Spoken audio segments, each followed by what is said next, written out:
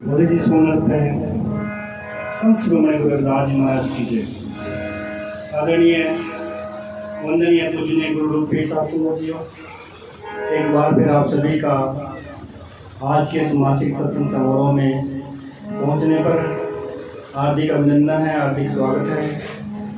माताएं, बहनें, बुजुर्ग और प्यारे बच्चों, जैसा कि आप सभी ने साहिब कमाल सतगुरु साहब रविदास जी महाराज जी के पावन पवित्र अमृतवाणी का संदेश महात्मा मामचंद दास जी के मुखारबिन सुना।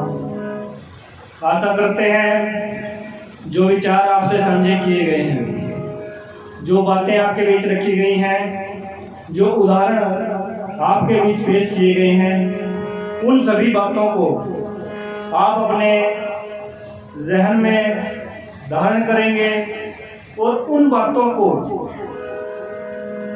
बिल्कुल ठंडे दिमाग से सोचकर समझकर अपने जीवन में धारण करते हुए अमल में लेकर आएंगे, ताकि गुरु रूपी शास्त्र जी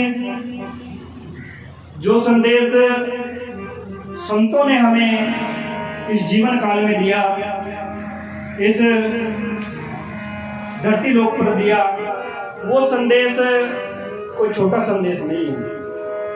वो संदेश हमारे जीवन और मरण, जब हम पैदा होते हैं और जब हम इस संसार से चले जाते हैं, उस बीच का जो सफर होता है, उस सफर के बारे में संतों गुरुओं महापुरुषों ने हमें बतलाया है कि वो सफर जो जीवन का हमारा रहा है, उसको हमने कैसे तय करना है।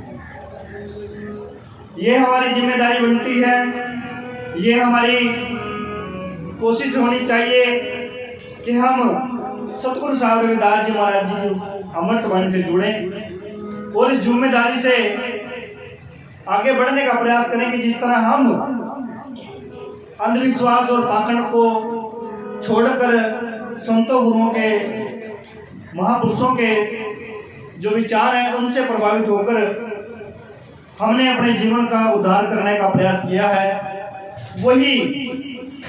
वही जिम्मेदारी समझते हुए हम और लोगों को भी संतों गुरुओं महापुरुषों के विचारों से जोड़ें और उनके जीवन में जो अंधविश्वास और पाखंड है, उनके जीवन में जो दिक्कतें और परेशानियां हैं, उनके जीवन में जो लाचारी और गरीबी है, वो कैसे दूर होगी, वो दूर कैसे होगी गुरु रूपी शास्त्र में जी, जब हम खुद जुड़ेंगे और दूसरे को जोड़ने का प्रयास करेंगे। अभी महात्मा जी हमारे बीच आप सभी से एक निवेदन कर रहे थे कि आप 10वां दशोन दें, 10वां दशोन जरूर दें। वो अपनी श्वासों की पूंजी का नाम शब्द जपने का, उसमें कोई कटौती नहीं होगी। दूसरा 10वां दशोन की बात हो रही थी कि ये जैसे गुरुघर बना है, इस गुरुघर में जैसे आप बैठे हैं, पंखे भी चल रहे हैं, लाइट भी जल रही है, पानी की व्यवस्था भी है, खाने की व्यवस्था भी है, वॉशरूम करने की व्यवस्था भी है, इसकी चारदीवारी की व्यवस्था भी करनी है।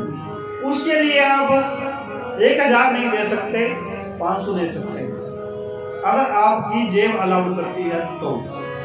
इसके लिए आपके ऊपर कोई दबाव नहीं है, कोई जोर जबरदस्ती नहीं है। अगर आपको लगता है कि मैं 1000 दे सकता हूँ, आप 1000 भी दे सकते हैं। अगर आपको लगता है कि मेरी तो जेब अलाउड 200 करती है या 100 करती है, तो आप 200 भी आपके 1000 के बराबर है। लेकिन तंग होकर नहीं देने हैं, अपनी इच्छा से देने हैं, क्योंकि आपकी इच्छा बड़ी है। आप अपनी इच्छा से, अगर हम आपसे 1000 मांगे, अगर आपने देने हुआ 10,000, तो उसमें आपकी इच्छा बड़ी थी, लेकिन हमने आपकी इच्छा को छोटा कर दिया। अगर आपकी इच्छा 100 देने की है, 1000 देने की है, 10,000 देने की है, वो आप गुरुघर में दान दे सकते हैं। वो आपकी इच्छा के ऊपर निर्भर करता है और आपका फर्ज भी बनता है। महात्मा जी आपसे कभी किसी प्रकार की कोई मांग नहीं करते, कमेटी के मेंबर आपसे कभी किसी प्रकार की मांग नहीं करते।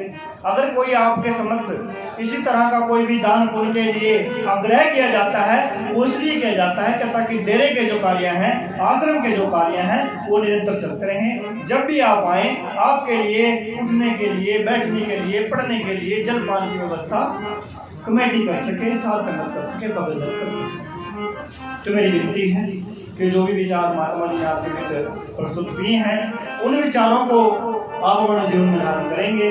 अपने बच्चों को सतगुरु साहब रविदास जी महाराज जी के पावन के अमृतवाणी से जोड़ेंगे, गुरु नानक देव जी महाराज जी के अमृतवाणी से जोड़ेंगे, बाबा साहब अम्बेडकर जी के महाराज जी के विचारों से जोड़ेंगे, कबीर साहब जी महाराज जी के विचारों से जोड़ेंगे, भगवान वाल्मीकि जी के विचारों से जोड़ेंगे, क्योंकि इन्हीं महापुरुषों ने हमें इस दलित समाज के उत्थान के लिए जो अपना जीवन दिया है, गुरु की शासन में जी, शायद वो काम पैसे से नहीं हो सकता था, वो काम केवल विचारों से हुआ है, संघर्ष जो जीवन है उससे हुआ है। जिस समय सतगुरु साहब रविदास जी महाराज जी ने भक्ति काल का बिगुल बजाया और आई हुई साध संगत को लगाया और बिछड़े हुए संतों महापुरुषों को मिलाया और उन्होंने भक्ति काल का बिगुल बजाकर आज हमें ये अच्छा और सच्चा साफ सुथरा जीवन जीने का गुरु रूपी शासन ने गौतम दिया है। हम उनके श्री चरणों में बार बार कोट कोट प्रणाम करते हैं, कोट कोट धन्यवाद करते हैं कि सतगुरु साहब रविदास जी महाराज जी अगर आप ना होते तो आज भी हमारे जीवन में अंधेरा रहता, हम कहीं ना कहीं भटके होते अंधविश्वास और पाखंड में। मुझे महात्मा जी की एक बात बहुत अच्छी लगी, मुझे बहुत अच्छा लगा। आज बहुत ही मैं महात्मा जी की क्या प्रशंसा करूं कि मुझे ये बात बहुत अच्छी लगी कि महात्मा जी ने बिल्कुल दो टूक शब्दों में बोल दिया है, क्योंकि ये शब्द कहने और बताने बहुत जरूरी थे। जब तक एक महात्मा फुक्कर नहीं होगा तब तक साध संगत सुधर नहीं सकती। कबीर साहब फक्कड़ थे, उन्होंने कोई भी उनका शिष्य रहा है, कोई भी उनका अनुयायी रहा है, उन्होंने फक्कड़पन से उनको ताड़ दिया कि अगर तूने भक्ति करनी है, तूने अंधविश्वास और पाखंड को त्यागना है तो तू इस बात को जान सकता है, अन्यथा तू इस बात को नहीं जान सकता। मैं महात्मा जी का बहुत बहुत धन्यवाद करता हूँ कि आज उन्होंने स्पष्टवादी रूप में ये बोल दिया है कि जो भी साध संगत, जो भी गुरु प्रेमी, कोई भगत जन अगर पाखंड करता है तो महात्मा जी में घर नहीं जाएंगे। मैं बहुत बहुत धन्यवाद करता हूँ महात्मा जी का कि आपने आज ये डिसीजन लिया, इसके लिए बहुत बहुत धन्यवाद करता हूँ।